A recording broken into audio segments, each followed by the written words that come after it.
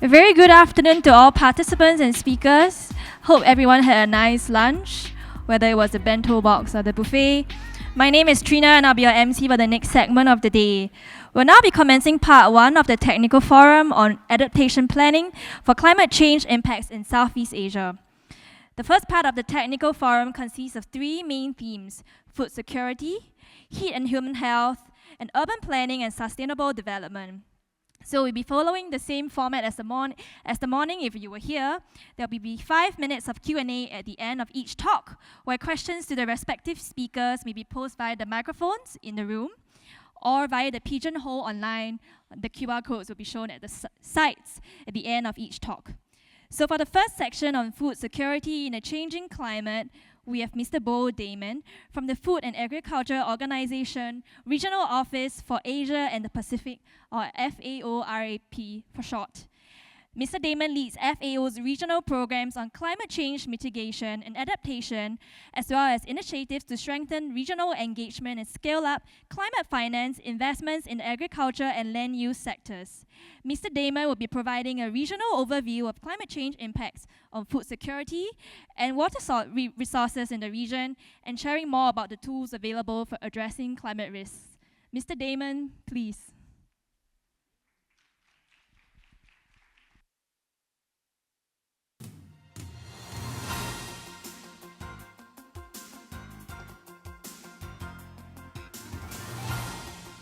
Good afternoon, everybody, and thank you very much for the warm welcome.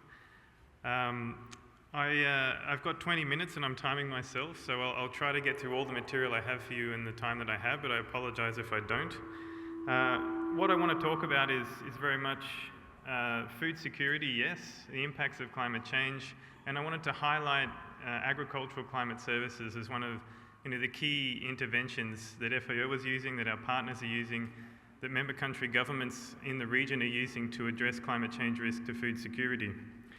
To start, it's helpful to have an overview or an overarching understanding of the progress that's been made over the last few decades in terms of tackling food insecurity or undernourishment.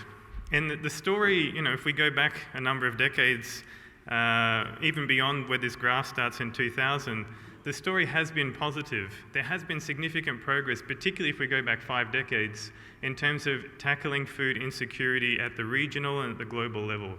This graph corresponds with the period for the Millennium Development Goals, and you can see that in Southeast Asia and in the other regions we work in, South Asia, there was significant progress made, particularly up until 2015, in terms of reducing undernourishment. So the rate at which people are able to find the daily energy requirements to live a full and healthy life. Now, you can see that in the last few years there's actually been something of a regression or a reverse. And there are a number of reasons that FAO and our partners have identified for this. Some of it is to do indeed with conflict in certain regions, but one of the main culprits that we have been able to identify is the impacts of climate change. The fact that conditions on the ground for farmers in producing food for the population are changing, and that they are having an impact on the ability to deliver food to people, but also the flow-on impacts in terms of food security, their flow-on impacts in terms of accessibility and pricing, sustainability, and the potential of people to consume food and to process those nutrients. So there has been a reversal of sorts in terms of this fight to tackle food insecurity. Honing in a little bit more on the impacts of food security and climate change, looking back at the last AR6 for the IPCC, it was very helpful in terms of the way that the IPCC laid out very clearly the climate impact drivers that are specifically relevant for the agri-food system. So here we're not just talking about cropping systems, we're also talking about livestock, forestry and non-forest products, non-timber forest products, I should say, and also the fisheries and aquaculture sector, which constitute the majority of the agri-food system, at least from the production perspective. And we can see when we look at core climate impact drivers in this region in Southeast Asia, we can see already that in terms of some of the key climate impact drivers that have relevance for agricultural or food systems in this region, already we've seen observation of increases that will be impacting negatively on those systems, and also looking into the future, if we are not already observing those impacts, we expect them to be coming in the near future based on our understanding of future climate change. Now, why this is important to understand is because when we're talking about the agri-food system, we're not talking simply about these subsectors, these agricultural subsectors. We're also talking about a broader interwoven complex system that relates the production system to the food environment in which people consume food, which is also related to the types of food that people are consuming, the diets that they have, and the way that results in a certain set of outcomes, whether that be food security, overall nutrition, and also impacts in terms of the natural environment. And there is a feedback mechanism through which these outcomes then cycle back into the food system and influences on our ability to make progress against our stated goals, such as zero hunger or reducing food insecurity at the regional level. And so what I wanted to do just briefly is to look at how climate change and observed climate change is impacting our understanding, or how it translates into different impacts. First looking at the cropping system, then trying to look more at the regional impacts for an important food staple in the region, and then thinking about compound effects and more complex interactions that are difficult for us to measure and to understand.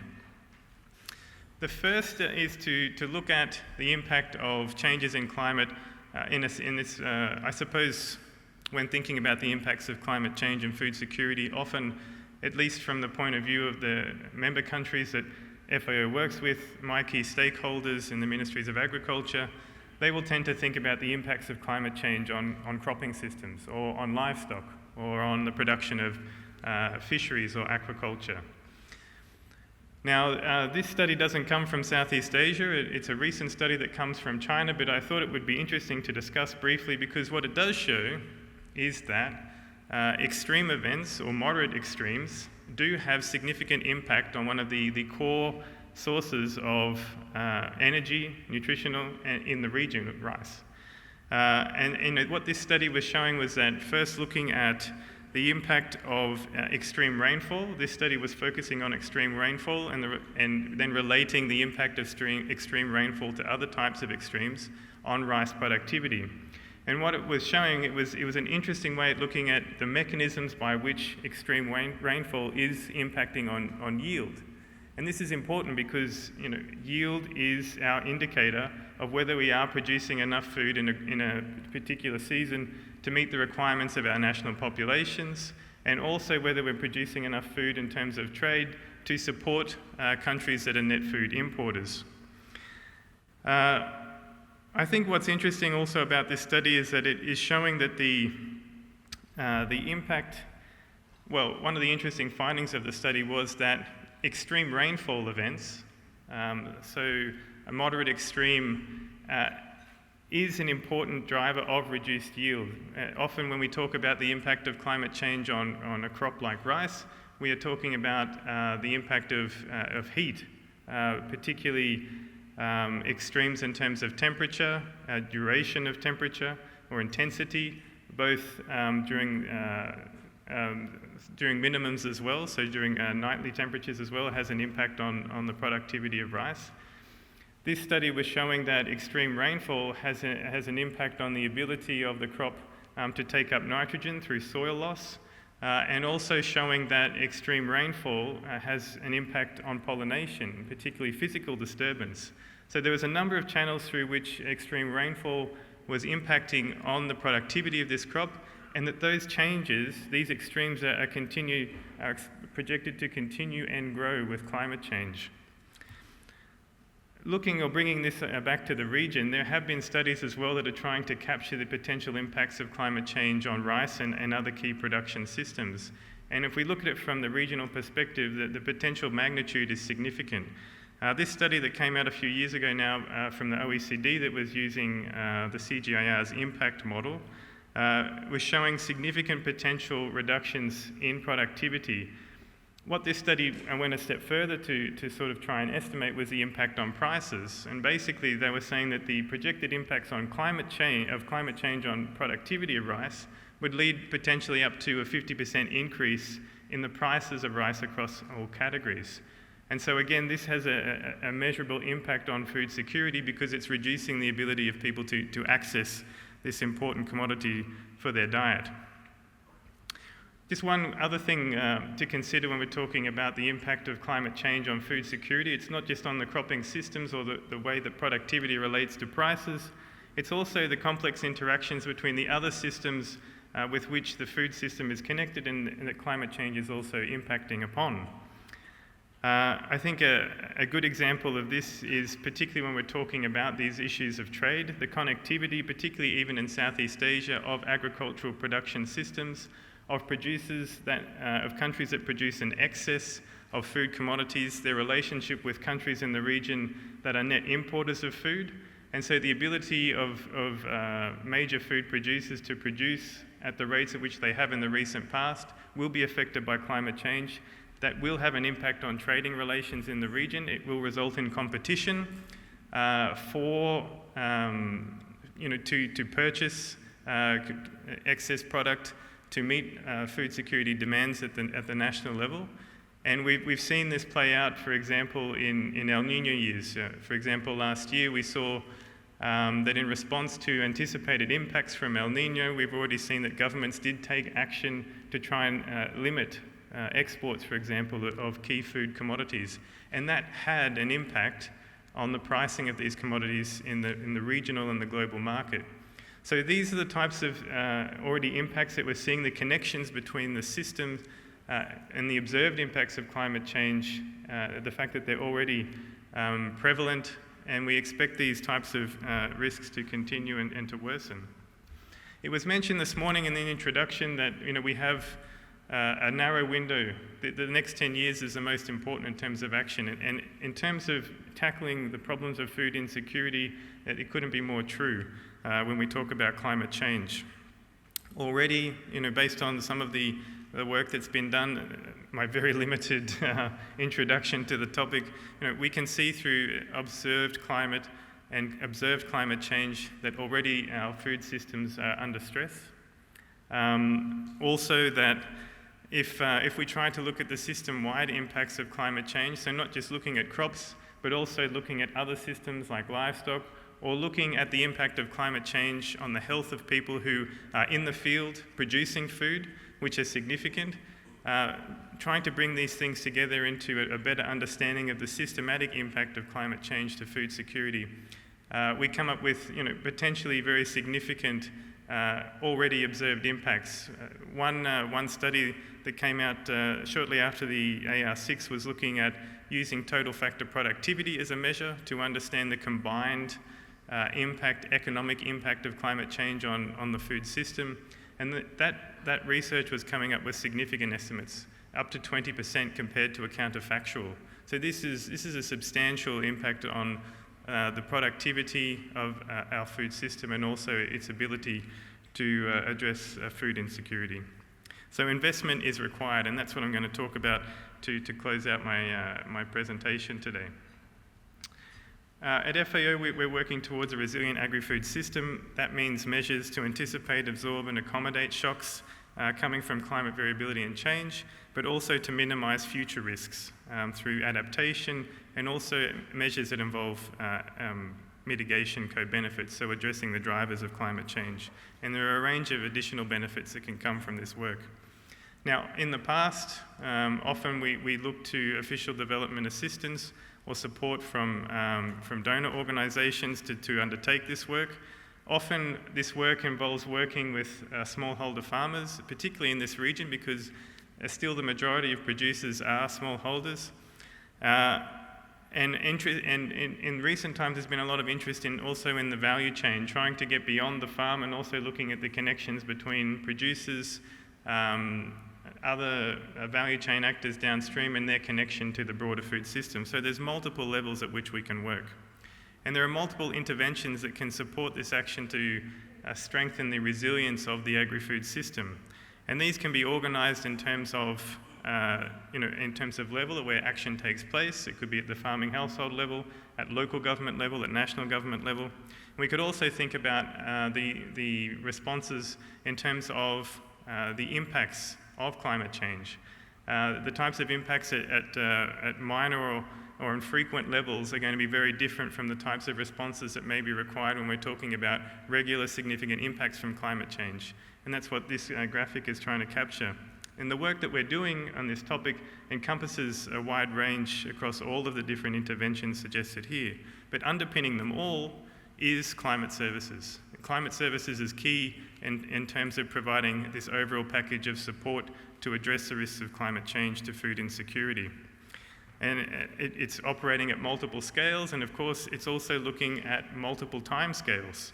So action taken at different levels, but then also action that's required in the immediate term in terms of this current growing season, that may be required in the next decade in terms of thinking about the composition of the food production system, and even looking further beyond that in terms of what we might expect future climate change to bring and how to best adapt.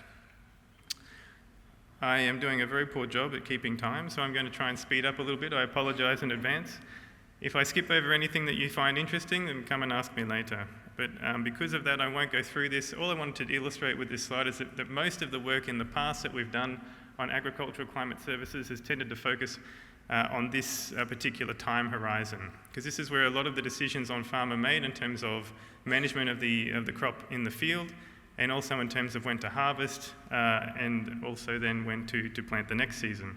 But increasingly, we're also using climate services to think about longer term time horizons. And so the types of hazards that we're working to help our farmers better identify and encompass a wide range of things which I think you're all very well aware of, but specifically their impact on agricultural systems and the food system.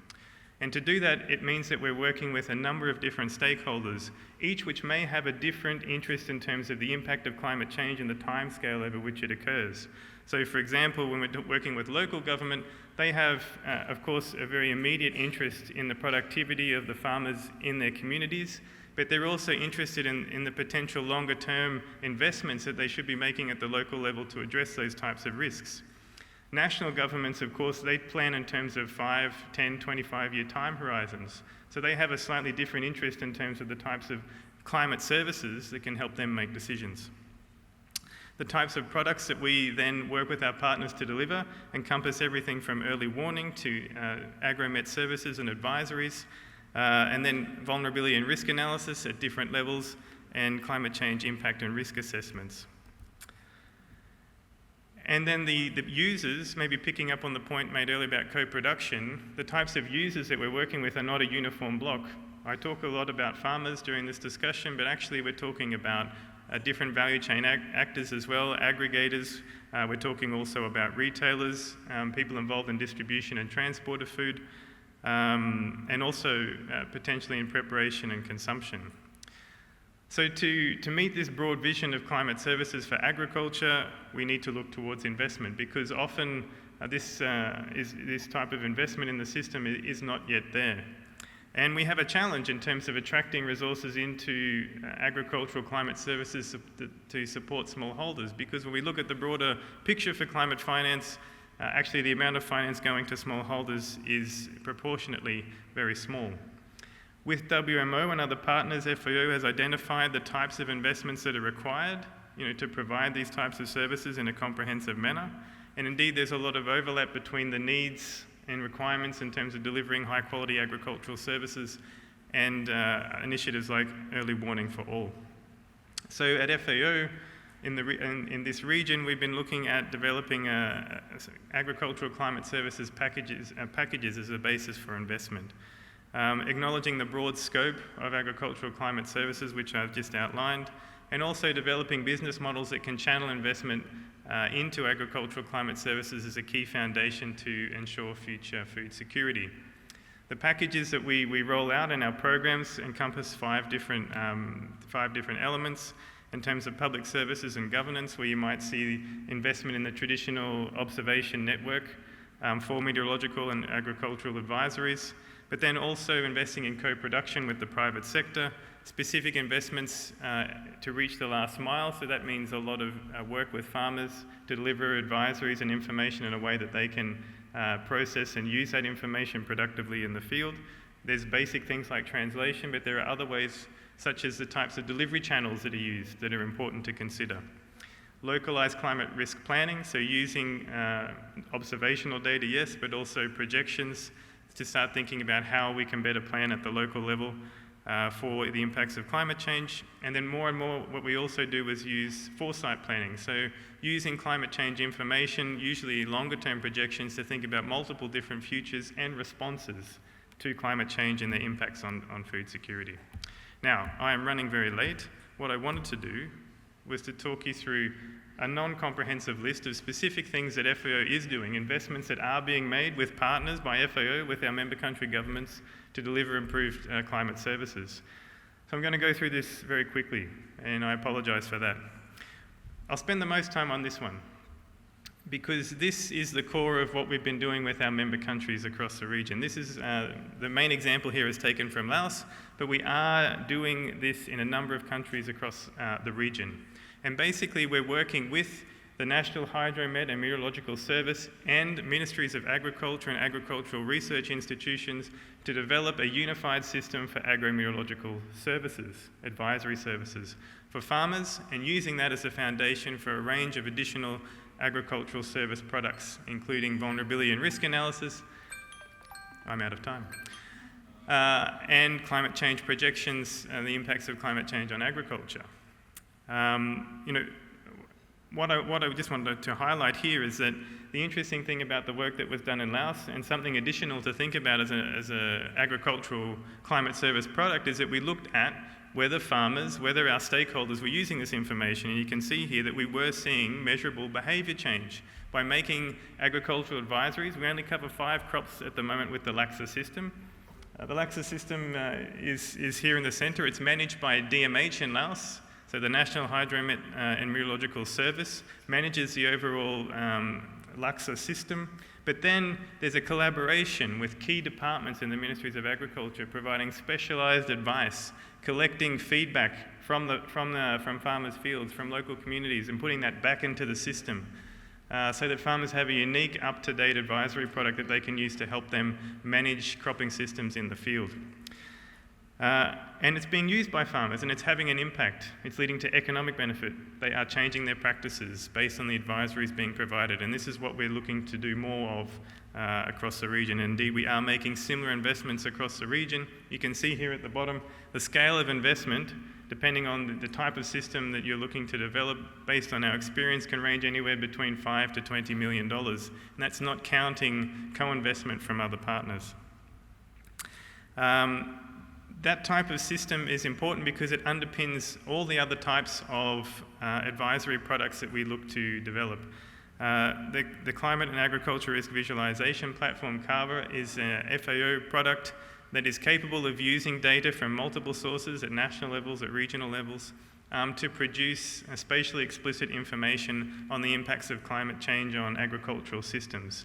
And we use CARVA, and there's an analytics engine for CARVA that can be accessed through GitHub to develop interpolations between different types of data in the agricultural system and the climate system to produce different types of impact analysis. We're now using this type of analysis in many of our projects across the region. And it is paired often with another system we use at FAO called AZ, or agroecological zoning. From a climate perspective, this tool is helpful because it helps us also think about changes in suitability. I've been given 1 minute, you're very kind. It helps us think about changes in suitability of crops or plant-based systems in response to climate change. We often use AEZ to think about the future potential suitability of different core cropping systems. So you can see in the top here, looking at Vietnam. This is a nation at national scale, perhaps a little bit too broad, but we use this to start discussions with our partners in government about potential future climate change, how it will impact on the suitability of systems, where do investments need to be made. And now we're using AEZ as well to look at extensive livestock systems, so combining information on climate change impacts on pasture, also with information about responses of animals to different types of temperature or heat stress, and how we can represent the impact of climate change on the health of animals, on the productivity in terms of dairy and other types of factors. I've already mentioned that we also then combine these types of information to think about foresight. So up the top here is an example from Laos, where we used our agroecological zoning model in a climate change scenario to look at the suitability conditions of banana. And this was requested by the government as a key priority crop. We look at the suitability in different time periods. Then in the hotspot map, we look at where those changes in suitability are happening. So that's important to think about, the types of investment that might need to be made in the future. But we're also looking at whether those changes in suitability lead to an impingement on existing forested area, because that leads to additional impacts on the overall system. And we've been turning this now into a board game, into a game that we can use with our stakeholders to also help them better understand the impacts of climate change on food security over different timescales. Finally, all these things come together in our work on anticipatory action, where we're looking at using climate services to trigger action, to better plan and implement responses, and then provide flexible financing. It was mentioned this morning, it's also a core part of our response to the impacts of climate change and variability on agriculture. There are numerous examples of where this approach has been very effective in addressing climate change-related extreme weather events in the region, and we see a lot of potential in terms of the sustainability of this type of approach. I won't go through this in detail. This is my last example. I'm very sorry that I'm going over time. Just to highlight that we do work a lot with the private sector as well when we're talking about agricultural value chains. I've mentioned value chain actors that we work with. So it's not just farmers, we're talking about input suppliers, we're talking about the providers of agricultural services, intermediaries, logistics operations. There's a mutual interest in these groups working together to produce a high quality product, and we use that interest and the market draw of that interest to develop field programs to improve sustainability of production. In these relationships, there is also a lot of potential to develop co-production of agricultural climate services to tailor to the needs of each of these different types of stakeholders. So, I'm over time. I apologise profusely. These are the key takeaways from my presentation. I think the core thing to highlight here is that climate change is having an impact already on agri-food systems, that the response requires investment now. This is an important decade for acting and responding to the potential future impacts. There are a number of climate service products out there that partners and FAO are working on to address these risks, and we welcome the opportunity to engage with you to make those types of investments for food security in the region and also globally. Thank you. So next, we'll be moving on to Dr. Margaret Yoovatana, who is from the Thailand Department of Agriculture.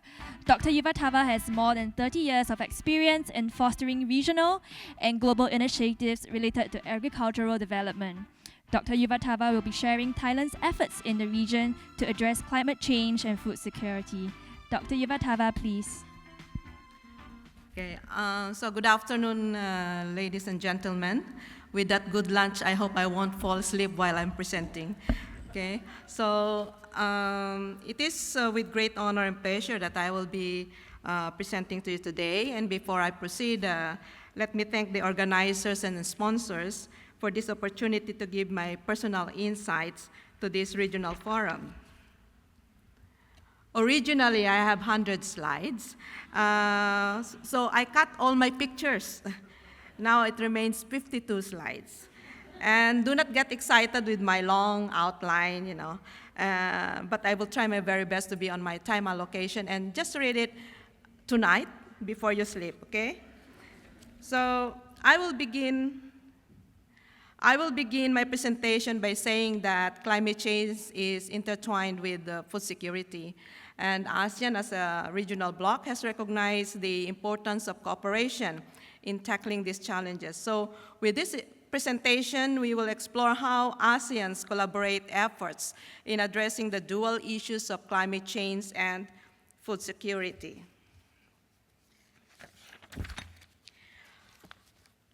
So, ASEAN geographic diversity and high exposure to natural disasters combined with its agricultural dependence and smallholder farming make the region particularly vulnerable to climate change impacts, leading to significant food security challenges due to rising food demand and supply chain disruptions.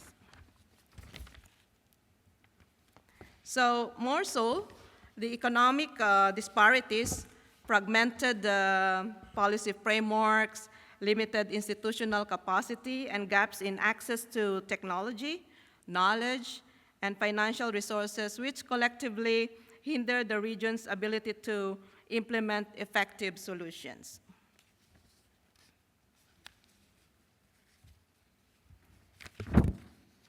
Another challenge are due to environmental degradation. Sorry for reading my script so that I will be on time. Social and cultural factors, transboundary resource management issues, and dependence on global markets, all of which require coordinated, comprehensive efforts across the region. So, what are the ASEAN's role in addressing climate change and food security? Climate change and food security is a cross-pillar, cross-sectoral, multi-sectoral issue. One among these pillars is the ASEAN Economic Community, which aims to create a single market with free flow of goods and services, supported by working groups like the ASEAN Technical Working Group on Agricultural Research and Development and the ASEAN Working Groups on Crops. Another pillar is the socio-cultural community that collaborates on social welfare, culture, environment, health, education, labor, and disaster management, supported by initiatives like the ASEAN Climate Change Initiative, the ASEAN Working Group on Climate Change, the ASEAN Action Plan on Joint Response to Climate Change, to coordinate regional climate policies and strategies. Some of the ASEAN's approaches to food security includes the ASEAN Integrated Food Security Framework, the Strategic Plan of Action on Food Security, and the ASEAN +3 Rice Reserve collaboration between ASEAN member states plus China, Japan, and Republic of Korea, which is a mechanism for ensuring rice availability during emergencies. Another is the ASEAN Agreement on Disaster Management and Emergency Response. Another is the ASEAN Integrated Food Security Framework, the ASEAN Climate Change Initiative, and the ASEAN Guidelines on Promoting Responsible Investment on Food Security and Agriculture and Food Security, or the RAI. Another is moreover, is the ASEAN Regional Strategy on Climate Change Adaptation, and by supporting collaborative projects on climate resilient crops and sustainable agriculture. ASEAN also engages with external partners to secure technical expertise, funding, and resources for these initiatives. There is also the multi-sectoral framework on climate change and food security that fosters a comprehensive, coordinated response to dual challenges of climate change and food security in ASEAN region. And some of the joint work on climate resilient agriculture is the channeled through the ASEAN Climate Resilience Network, or ASEAN CRN, chaired by Thailand. It's a collaborative platform where ASEAN member states share knowledge, best practices, and innovation in climate resilient agriculture. The ASEAN CRN gave birth to the ASEAN Negotiating Group on Agriculture, that negotiates the agriculture agenda under the UNFCCC, Conference of the Parties in the SABSTA and SBI. The ASEAN negotiation framework evolves around the Paris Agreement, the Coronivia Joint Work on Agriculture, and the Sharm el-Sheikh Joint Work on the Implementation of Climate Action in Agriculture and Food Security. Now for some examples of cross-border collaboration is the Mekong River Commission that focuses on managing the Mekong River Basin, improving water resource management, and enhancing agricultural productivity for food security. And the Mekong Institute, or MI, serving as the interim secretariat of the ASEAN CRN, provides capacity building programs, promoting regional cooperation and resilience through initiatives in renewable energy, sustainable agriculture, and disaster risk management. So how is the next 10 slides will show the ASEAN Member States initiatives addressing climate change and food security.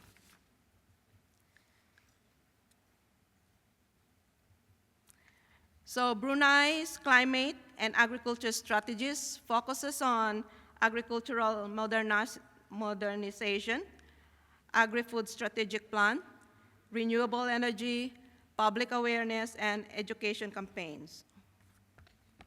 For Cambodia,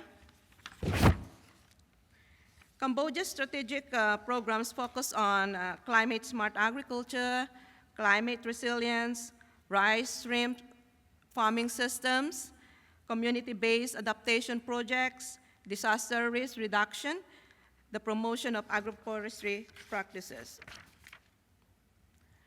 For Indonesia, among Indonesia's climate and food security efforts includes peatland restoration, rice intensification, forest food security, and climate change programs.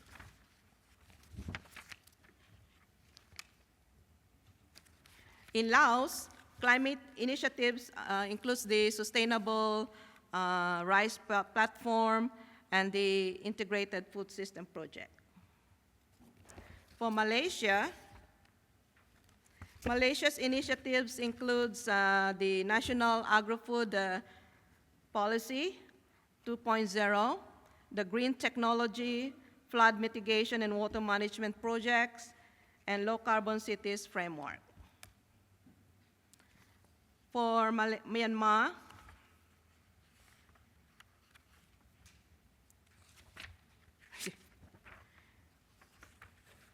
Myanmar is missing.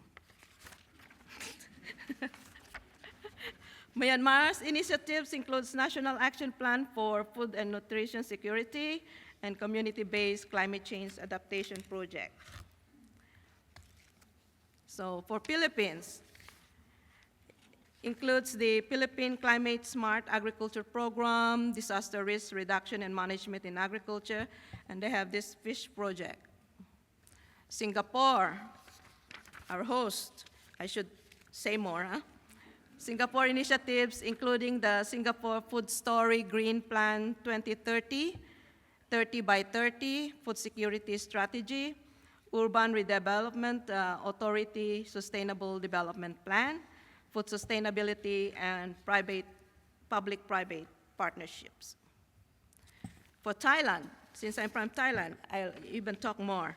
So Thailand's initiatives including the Royal Rainmaking Project, the National Strategy on Climate Change, Climate Smart Agriculture Programs, Sustainable Rice Intensification Initiatives, Integrated Farming Systems, the Royal Foundation, National Adaptation Plan, the Thai Farmers Network Climate Resilience Program, the Agro-Industry Technology Development and Integrated Water Resource Management Projects. For Vietnam, Vietnam's initiatives including the Mekong Delta Climate Resilience Program, the Green Growth Strategy Community-Based Adaptation Projects, Coastal Wetlands Conservation Projects, and agroforestry programs. So my apologies if there are more initiatives in each ASEAN member states. If there are missed, please inform me by email later, or you can approach me. You can go to my room tonight. but I'll not tell the room number. So, from these initiatives, technology-wise, I have summarized 39 technologies common in the ASEAN member states. In practices, I have summarized 43 common practices in the ASEAN member states. There are 10 capacity building common in the ASEAN member states at this time, and 20 enabling policies that is addressing climate change and food security. So also, we have ASEAN is collaborating with development partners like the ASEAN Development Bank. We works with ASEAN through the project like the Climate Change Fund and the ASEAN Catalytic Green Finance Facility. And Australia's Department of Foreign Affairs and Trade collaborates with ASEAN on projects like the ASEAN-Australia Development Program. Also, we work with CGIAR under the ASEAN CGIAR framework that focus on climate resilient practices, climate smart techniques, capacity building, policy support, and regional partnerships. The European Union supports ASEAN through the ASEAN Regional Integration Support from the EU, or the ARISE Plus program. And the International Fund for Agricultural Development, or IFAD, works with ASEAN through the Sustainable Agriculture and Rural Development. Oh, now I cannot say the next slide now. Well, also, JICA projects focus on developing climate resilient infrastructure and disaster risk reduction in agriculture, and the UNDP collaborates with ASEAN on projects like the Climate Change and Food Security Initiative. And Beau already talked too much about FAO, but we are collaborating that FAO promotes climate smart agriculture through projects like the ASEAN Regional Guidelines on Food Security and Nutrition and technical assistance on sustainable agricultural practices. Another is the United Nations Framework Convention on Climate Change, or UNFCCC, which supports climate finance mechanisms like the Global Environment Facility and the Green Climate Fund, or GCF, to fund supports addressing environmental issues, including climate change and food security in ASEAN. And the United Nations Environment Program supports ASEAN through initiatives like the Regional Action Plan on Sustainable Consumption and Production, the ASEAN Ecosystems-Based Adaptation Project, the Regional Initiative on Climate Resilience and Food Security, and the Sustainable Food Systems and Climate Actions. The United States Agency for International Development have project with ASEAN on ASEAN USAID inclusive growth on ASEAN through innovation, trade, and e-commerce. Now, very recent is the Innovative Growth, New Ideas, and Transformative Enterprise, or the IGNITE program.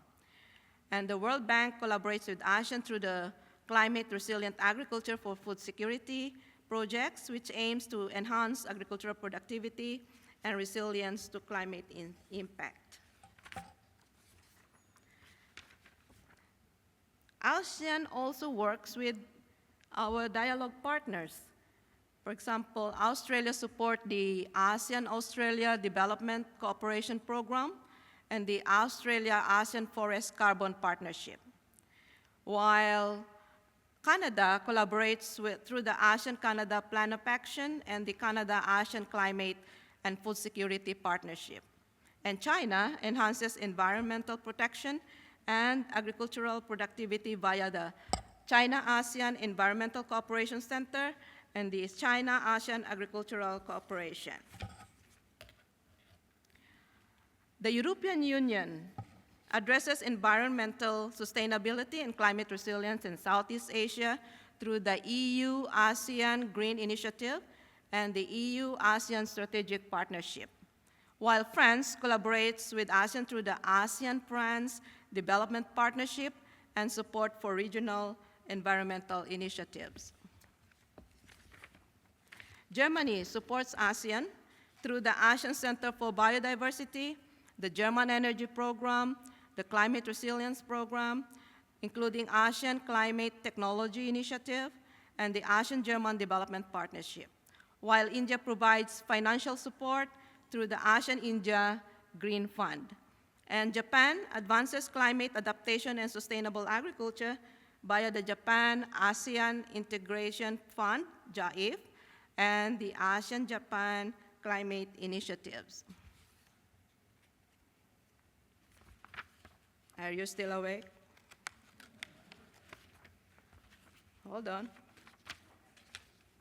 New Zealand supports climate change and food security through the ASEAN-New Zealand Free Trade Agreement, Economic Cooperation Support Program, and the New Zealand-ASEAN Agriculture Cooperation, while Russia focused on climate change mitigation and agricultural innovation through the ASEAN-Russia Dialogue Partnership and ASEAN-Russia Environmental Cooperation.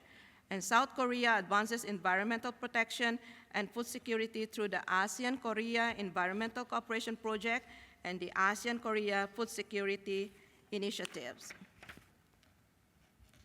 The United States of America supports climate change and food security through the ASEAN-US Climate Change Partnership for technical assistance and capacity building, the Lower Mekong Initiative, or LMI, for transboundary cooperation, and the Windrock Regional Agricultural Innovation Network, or RAIN, for promoting climate-smart agriculture practices in Thailand. So, how do we address these complex challenges? So in addressing complex challenges, some of the key action points includes the strengthening regional coordination and collaboration. We need to invest on climate-smart agriculture through sustainable farming systems and resilient crop varieties, and enhance the disaster risk management by improving early warning systems and building disaster-resilient infrastructure. There is a need in supporting smallholder farmers and vulnerable communities with improved access to resources and capacity building, promote sustainable water management, and to efficient practices and resource protection. They're raising the flag there, 44 minutes, because Beau already got my 5 minutes a while ago, so I will be fast. So these are again more of the how do we address. We strengthen food security and nutrition policies, policy institutional capacity, promote regional and international partnership. Long. We need to address environmental degradation, social protection system, enhance public awareness. Now, this is the highlight. And where's my script? I need to highlight this one. So, ladies and gentlemen, there are already huge investments for programs and initiatives in addressing climate change and food security. As you may be always hearing keynote speeches saying, walk the talk. Yeah? We can say that all ASEAN member states have already joined hands to walk the talk through regional cooperation. But what I would like to emphasize now is that it is a high time for implementation and scaling up. And so the next 4 slides are some of the future directions and key recommendations for scaling up of climate actions for climate resilience and food security in the ASEAN. First, to strengthen R&D and innovation ecosystems through investing in agricultural institutes, regional research collaboration, capacity building. Also, we need to facilitate technology transfer adoption by developing innovation hubs, extension services, tailored solutions for local contexts.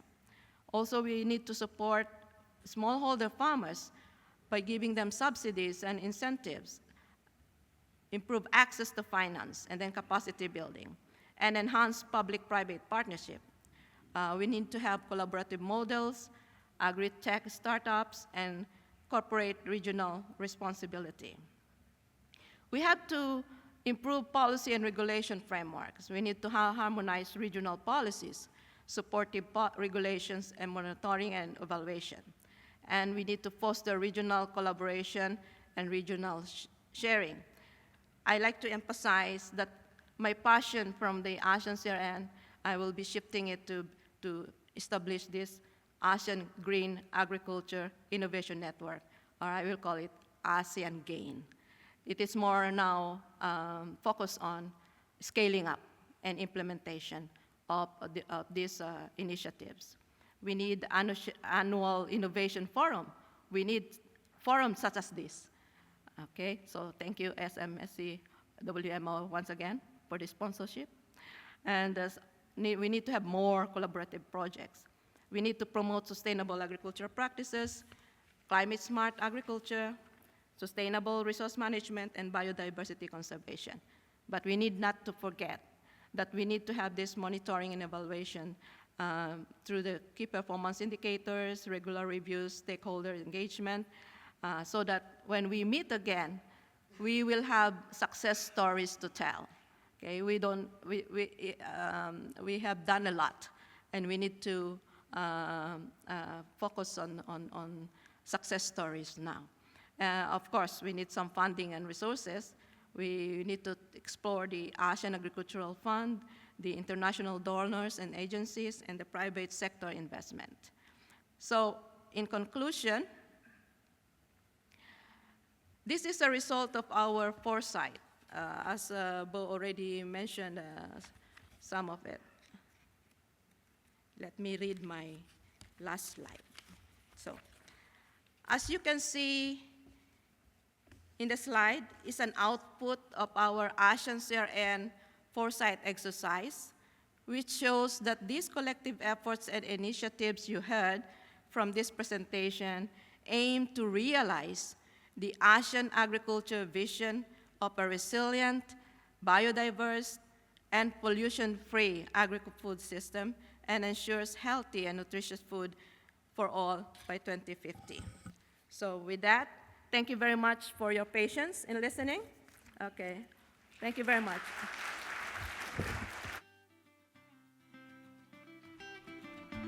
Thank you, Dr. Yoovatana. So, Dr. Yoovatana, would you stay on stage for a quick question? Just one quick question. And him also. Just one quick question. So there is a question on pigeonhole. Unfortunately, we do not have time for a lot, so just pick one. Maybe the first one. Is there a need to consolidate and focus some of the efforts, given that currently they're quite scattered? Okay. For the first question, is there a need to consolidate and focus some of the efforts given? The efforts are currently quite scattered. Yes, of course. That is what we are aiming for collaboration. And this is what the presentation is actually meant to. We need to really see, stock take what is already there so that we are not duplicating initiatives, and then get the best things out of that. And then through regional collaboration, we do it in the ASEAN platforms. We talk how we could really consolidate these efforts. And but we have one theme actually, that is food security and climate resilience. Yeah. So on those ways, initiatives goes on that. But one thing from this, this is my first time that I've been in this kind of a meteorological meeting. Based on my experience, 30 years of experience, and I'm actually called as the grandmother of ASEAN. Yeah, not much has been talked about meteorology, because maybe it's a cross pillar. Huh? You are in the science and technology pillar or what. But although we are now recognizing these models, meteorological models, data, because we are on the climate finance right now, in insurancing.